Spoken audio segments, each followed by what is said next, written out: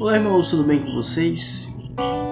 Vamos continuar no nosso estudo de Hebreus e hoje nós vamos fazer a reflexão no capítulo 3 de Hebreus.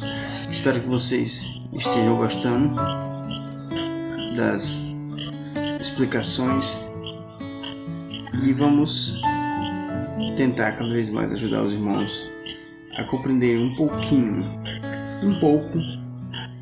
do que o autor do livro está querendo passar para a gente, né? Entendemos essa questão geral do Evangelho. E o livro de Hebreus é muito bom para que a gente possa compreender o papel de Jesus. Esse é o livro que talvez traga mais clareza qual é o papel de Jesus. Os outros são mais históricos, os outros são mais diferenciados nesse sentido. Esse mostra qual foi o propósito de ele ter vindo. Então, no capítulo 3 de Hebreus, está dito assim: pelo que, irmãos santos, participantes da vocação celestial, considerai a Jesus Cristo, apóstolo e sumo sacerdote da nossa confissão, sendo fiel ao que constituiu, como também o foi Moisés em toda a sua casa, porque ele é tido por digno de tanto maior glória do que Moisés, quanto maior honra do que a casa tem aquele que o edificou. Porque toda casa é edificada por alguém, mas o que edificou todas as coisas é Deus. E na verdade Moisés foi fiel em toda a sua casa, como servo, para testemunho das coisas que se havia de anunciar, mas Cristo como filho sobre a sua própria casa, o qual casa somos nós, se tão somente conservarmos firme a confiança e a glória da esperança até o fim. Portanto, como diz o Espírito Santo, se ouvirdes hoje a sua voz, não endureçais o vosso coração, como na provação do dia da tentação no deserto, onde os vossos pais me tentaram, me provaram e viram por 40 anos as minhas obras. Por isso me indignei contra esta geração e disse: este mesmo erram no seu coração e não conhece os meus caminhos. Assim jurei na minha ira, que não entrarão no meu repouso. Vede, irmãos, que nunca haja em qualquer um de vós um coração mau e infiel para se apartar do Deus vivo. Antes, exortai-vos uns aos outros todos os dias, durante o tempo que se chama hoje, para que nenhum de vós se endureça pelo engano do pecado. Porque nós tornamos participantes de Cristo, se retivermos firme o princípio da nossa confiança até o fim. Enquanto se diz, hoje se ouvirdes a sua voz, não endureçais o vosso coração como na provação, porque havendo alguns ouvido o provocaram, mas não todos os que saíram do Egito por meio de Moisés. Mas com quem se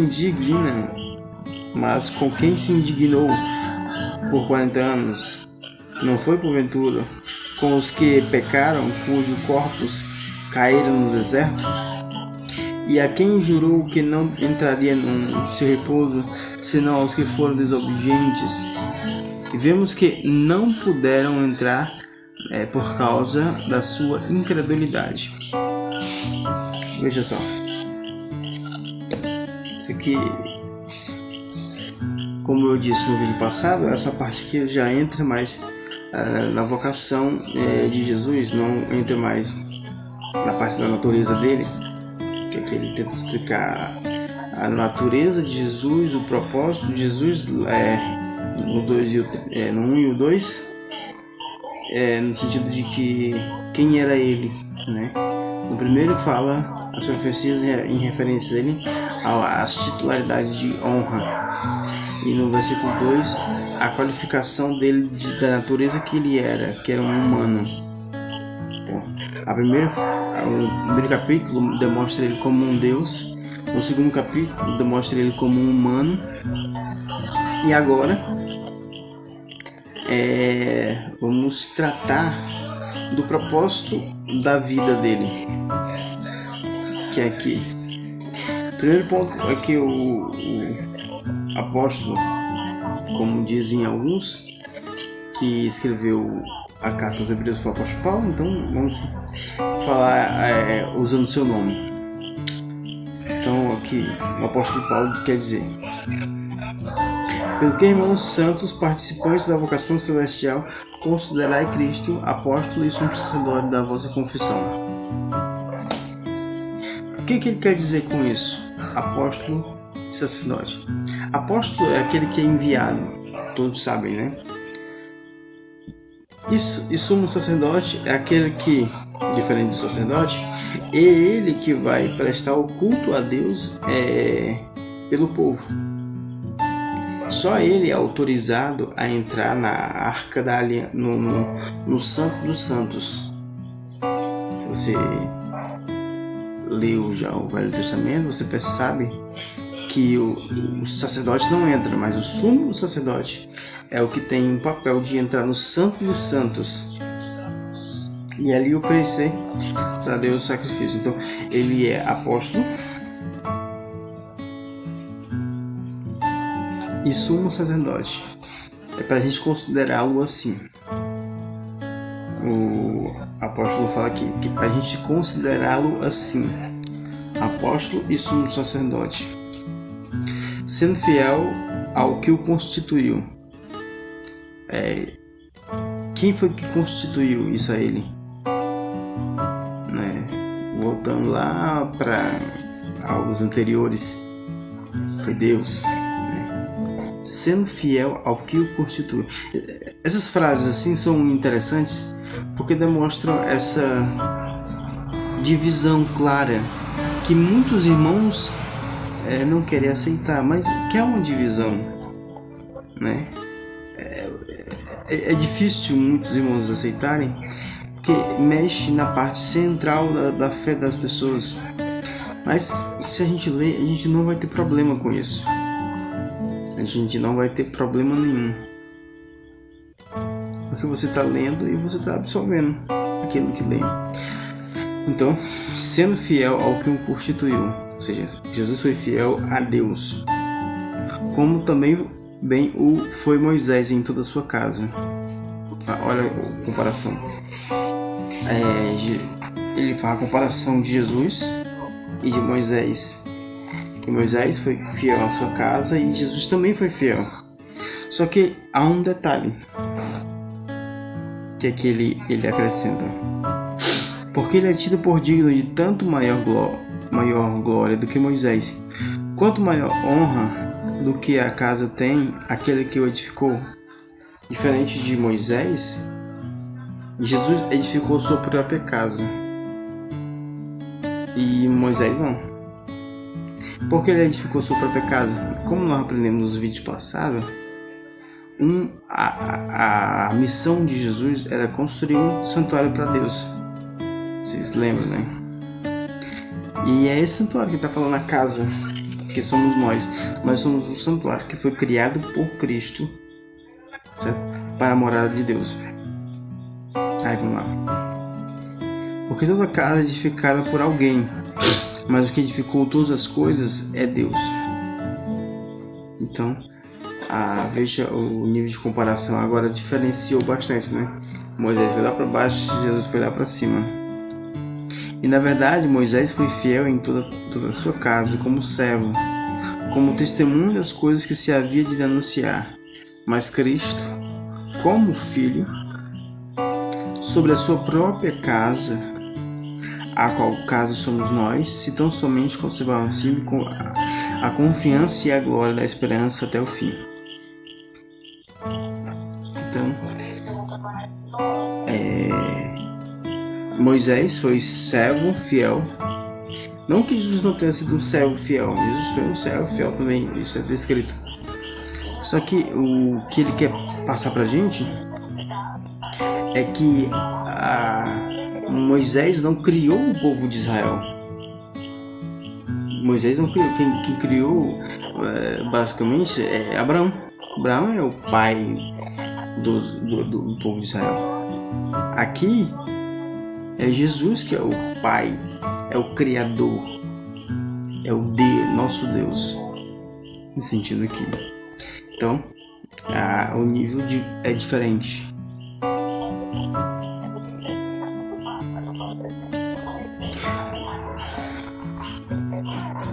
Portanto, como diz o Espírito Santo, se ouvides hoje a sua voz, não endureçai o vosso coração como na provação no dia da tentação no deserto, onde vossos pais me tentaram, me provaram e viram por 40 anos as minhas obras.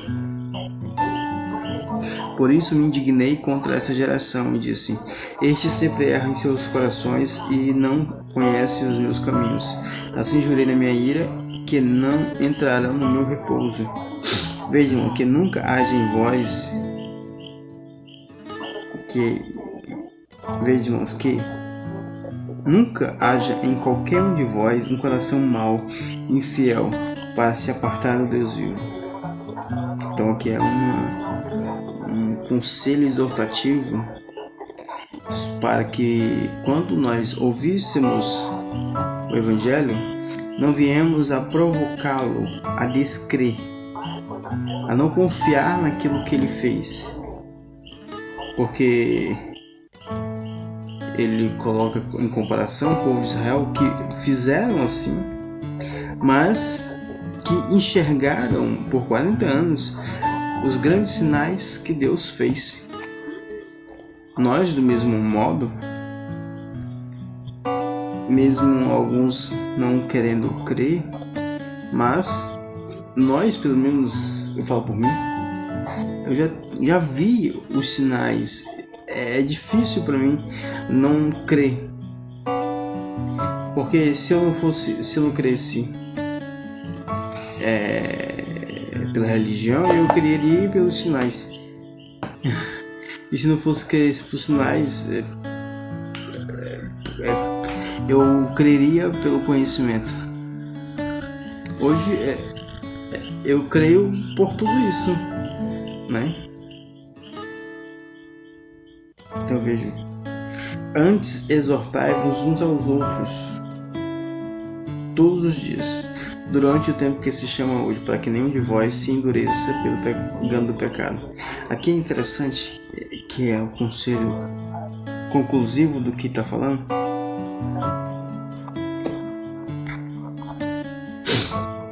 Que devemos nos exortar uns aos outros.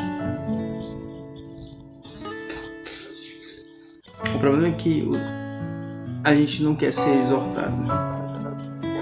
Nós não queremos que os outros toquem em partes que possam nos machucar. Estamos hipersensibilizados e em nome dos nossos sentimentos, a gente prefere que os outros irmãos estejam calados. E não é esse sentimento. A exortação pode doer. Não estou falando daqueles tipo de exortação de humilhação que se faz humilhando os irmãos. Aqui está falando uns aos outros, não há nível de superioridade. É todo mundo igual, é todo mundo se exortando uns aos outros. E por que isso? Por causa do engano. E o engano, ele vem como uma ideia bonita, uma ideia que pode aos nossos olhos parecer belos, positivo, como é o se utilizado hoje, muitas palavras, é positivo. mas que é pecado. Há coisas que é pecado hoje que as pessoas consideram como um não pecado, só porque não faz parte do decálogo. Não está no decálogo, então não é pecado. Ou porque aparentemente é bom, então se é bom para você, então não é bom. Então esses mal é o que vai corroendo a nossa fé. E a gente precisa aprender a nos exortarmos uns aos outros. E mais ainda, hoje em dia, aprendemos a ouvir as exortações. Não é daquele pastor, aquele pessoa que fica assim do púlpito, não sei o que, falando aquele monte de coisa, né, de maneira energética, que faz com que as pessoas se arrepiem. Não. Exortação é um conselho de amigo. Muitas vezes você vai dar esse conselho, essa exortação em privado, não vai envolver mais ninguém, é só você e o indivíduo, é só ele e você, ele vai estar lhe chamando a atenção, ou você vai estar lhe chamando a atenção. Mas para que isso funcione, o nível de maturidade dos dois tem que estar igual. O nível de maturidade tem que estar igual, que hoje em dia é basicamente impossível. Primeiro ponto, porque a maioria dos cristãos não tem maturidade. E tá com a maturidade igual ao outro, pior ainda, né? É por isso que a gente precisa exercitar as escrituras, para que a gente não venhamos a se escandalizar com nada. Crente que se escandaliza com qualquer coisa é porque ainda não é crente de verdade, ainda está cegado pela religião. O crente de verdade, ele não se escandaliza com absolutamente nada. Nada. Pode ser qualquer coisa que aconteça. Para os irmãos que são fracos, eles vão se escandalizar, né? Isso é natural, porque ele não tem o conhecimento. Mas tem pessoas que tá a vida toda dentro de uma instituição religiosa, mas também lhes falta o conhecimento, então eles se escandalizam com qualquer coisa. Qualquer coisa que aconteça, como se fosse algo sobrenatural. E sabemos que dentro onde há relações humanas acontece muita coisa estranha, assim. E a gente tem que estar maduro o suficiente para dizer assim, não, isso é normal, vamos tratar o problema de acordo com a gravidade do problema, as pessoas de acordo com a gravidade da situação, sempre exortando com amor, disse Pedro, né? Então é sempre nessa cautela e no amadurecimento, né? Esse amadurecimento. Vamos mais à frente, porque nós nos tornamos participantes de Cristo. Esse aqui é onde eu centralizo a minha tese bastante, nessa ideia aqui. Somos co-participantes da divindade, somos co-participantes de Cristo, né? Então isso que para muitos deveria ser maravilhoso, mas parece que não é nada, não tem nenhuma importância isso aqui lendo pode não parecer nada, mas é basicamente o seguinte: olha, você tem a natureza de Deus, você pode perceber o que é isso, você pode entender o que é isso. O Espírito de Deus, aquele que conhece Deus, como vou fazer a descrição, como o apóstolo Paulo faz a descrição, o Espírito Santo que penetra a profundeza de Deus, entende, sabe as profundezas de Deus, ele está infundido em você. Você não parou para pensar o nível da oportunidade que lhe foi proposta, da garantia que Deus lhe deu, né? Espírito Santo, aquele que penetra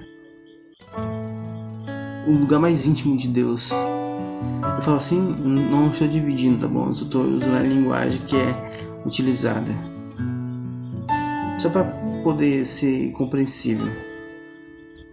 Ele está infundido em você. E os irmãos não acham que isso é alguma coisa extraordinária, acho que é normal. Não, participar de Cristo? Não, é ser crente. Não.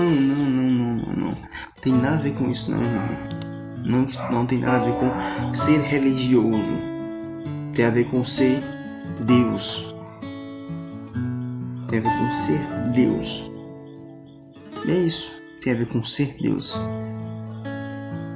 E se você tem essa natureza, você pelo menos tem que aprender a se comportar como ele se comporta, né? Porque ele está manifesto em você. Então você devia ser a luz ou a lâmpada que ilumina outras pessoas. Enquanto se diz: hoje, se ouvides sua voz, não endureça o vosso coração como na provação, porque havendo alguns ouvido, o provocaram, mas não todos os que saíram do Egito por meio de Moisés. Mas com quem se indignou por 40 anos? Não foi porventura com os que pecaram, cujos corpos caíram no deserto? E a quem jurou que não entraria em seu repouso, senão aos que foram desobedientes? E vemos que não puderam entrar por causa da incredulidade. É isso. Ele tá falando pra gente estar ciente, ó. Você vai pregar, muitas pessoas vão ouvir, mas nem muitas pessoas vão dar credibilidade. Então, as suas palavras, elas vão passar por elas e não vai causar efeito algum. Cabe a você ter maturidade para isso. E as pessoas que fizerem isso, Deus tratará elas como elas tratou a sua palavra. Deus vai tratar as pessoas como essas pessoas tratou a sua palavra, como elas tratou os seus enviados. Então, é isso. Esse é o capítulo 3. E daqui em diante a gente vai se aprofundando mais e mais nessa característica de Jesus. E principalmente nesse lado sacerdotal de Jesus. Então, até o próximo vídeo. Tá? Tchau.